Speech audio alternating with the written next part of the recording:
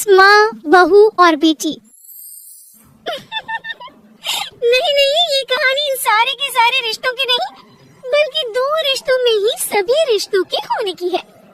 अरे बहू, मेरे और तेरे ससुर जी की रोटी मत बनाना, मैं बना लूंगी, दिन तक ठंडी हो जाती है। बहू जो की एक वर्किंग लेडी थी।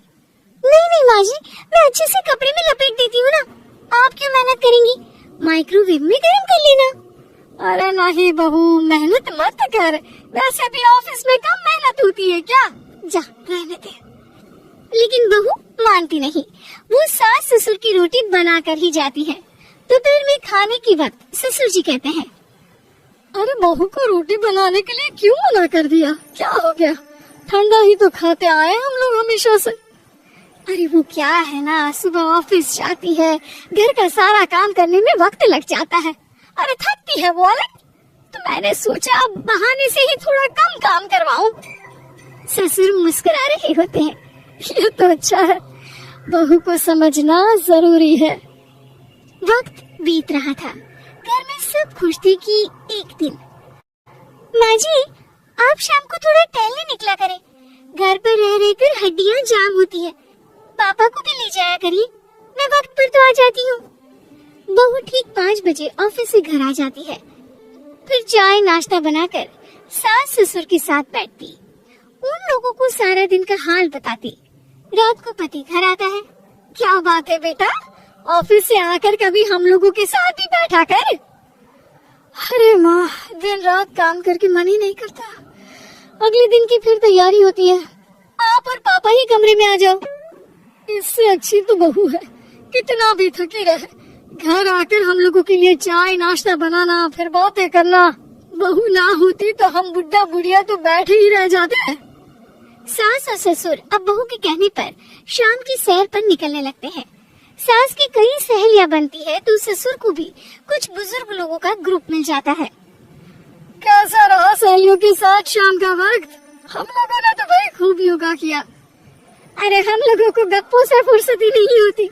वैसे मिसेस मल्होत्रा आज बहू के बारे में कुछ बोल रही थी, तभी वहाँ ऑफिस से बहू आ जाती है जो जींस और टॉप में होती है। क्या बात है माँ, क्या कह रही थी आपकी सहेली आपकी बहू के लिए। सास इस बार बहू को कुछ अलग तरीके से देखती है और उल्टा सवाल ही दाग देती है। क्या कह रही थी वो हटा, ये बता तेरे ऑफिस में तो मर्द भी काम करते होंगे ना। बहू जो अब तक मजाक कर रही थी वो सीरियस हो जाती है। मर्द होंगे नहीं माँ जी, मर्द ही ज्यादा है, हम 5 ही लड़कियां हैं ऑफिस में। अरे तो अच्छा लगता है क्या ऐसे कपड़े पहनती हो, कल से तुम ना साड़ी पहनकर ऑफिस जाना, और हाँ शाम का नाश्ता थोड़ा जल्दी बनाया करो, नाश्ता बनाकर बाद में ही ऑफिस के कपड़े चेंज करने जाना। बहू को समझ में नहीं आता कि सास को हो क्या क्या है, लेकिन वो कुछ नहीं कहती, सीधे किचन में जाकर चाय नाश्ता बनाती है और सास ससुर को दे देती है। अगले रोज बहू ऑफिस के लिए तैयार होती है तो खूब सुंदर सी साड़ी पहनती है और ऑफिस के लिए निकलने से पहले सास और ससुर के पैर छूती है और निकल जाती है। क्या बात है, आज मेधा के ऑफिस में लग रहा है कोई फंक्शन है। अच्छा, पता नहीं, मुझे तो बताया नहीं, वैसे तो सारी बात करती रहती है। अरे देखा नहीं कैसे साड़ी पहनकर जा रही थी। अरे वो तो मैंने ही बोला है उसे। अरे अच्छा लगता है क्या रोज रोज ऐसे सूट या जींस में जाना। बहू हो, बहू बनकर रहो, और आप भी ना मेधा मेधा मत किया करिए, बहू बोला करिए, सर पर चढ़ जाएगी तो दिक्कत हो जाएगी। सास अब बहू को बहू जैसा रखने लगती है, हर बात पर रोका टोकी, हर बात पर ताने। क्या बात है, आजकल लेट आ रही हो ऑफिस से। अरे चाय के लिए भी देर हो जाती है, हम लोग फिर पार्क में भी देर से पहुंचते हैं। सभी की बहू ने वक्त से चाय नाश्ता करा देती है अपने सास ससुर को, बस एक तो ही है जो उस वक्त ऑफिस से निकलती है। माँ जी, वो एक रास्ता पुलिस वालों ने न जाने क्यों बंद कर रखा है, जिसके कारण ट्रैफिक ज्यादा हो जाता है। मैं कोशिश करूंगी कल वक्त से पहले निकल जाऊं। ससुर देख रहे होते हैं कि बहू अब परेशान से रहने लगी है। एक रोज, मेधा, बेटी मेधा। जी पिताजी। बेटा देख जरा कौन सी टी शर्ट अच्छी लग रही है। वो क्या है ना, शाम को सब बदल बदल कर टी शर्ट पहनते हैं, मैं भी सोच रहा हूँ कि आज कुछ अच्छा सा पहन कर जाऊँ। हाँ पिताजी, ये सही है। ये लाल वाली ना बहुत जचेगी आप पर। मेरे पापा पर भी डार्क रंग बहुत जचता है। क्या चल रहा है? अरे ससुर के सामने घूंघट तो छोड़ो, ऊपर से रंग बताया जा रहा है टी शर्ट का। अरे बहू, कोई संस्कार दिए नहीं है क्या तेरी माँ ने? बहू इस बार बहुत निराश हो जाती है। वो वहाँ से तुरंत अपने कमरे में चली जाती है। अब बहू घर का सारा काम करती, ऑफिस जाती, लेकिन साड़ी और सर पर पल्ला लेकर। एक बार पड़ोसन उनके घर आती है। वाह सुमित्रा बहन, बहू का तो रूप ही बदल दिया। ठीक किया, बहू बहू जैसी ही अच्छी लगती है। अच्छा चलती हूँ मैं। पड़ोसन के जाने के बाद सास बड़ी अकड़ के साथ कहती है, देखा मेरा कमाल, कैसे मैंने मेधा बहू को कंट्रोल में कर लिया। अब बारी ससुर की बोलने की थी। हाँ सुमित्रा, बिल्कुल ये काम तो किया है तुमने, लेकिन कभी सोचा क्या खो दिया? क्या खो दिया? मैंने तो कुछ नहीं खोया जी।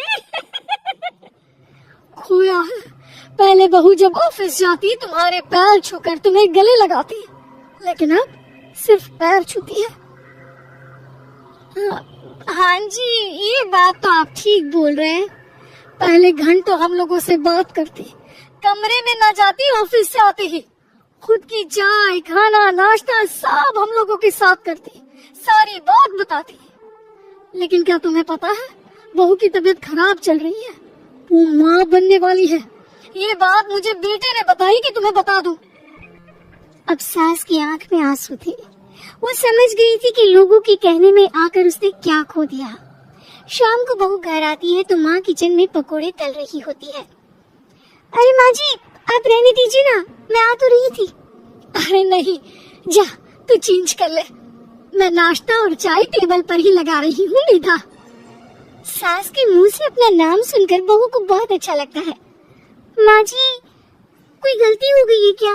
मेरे होते हुए आप काम करें, ये ठीक नहीं है।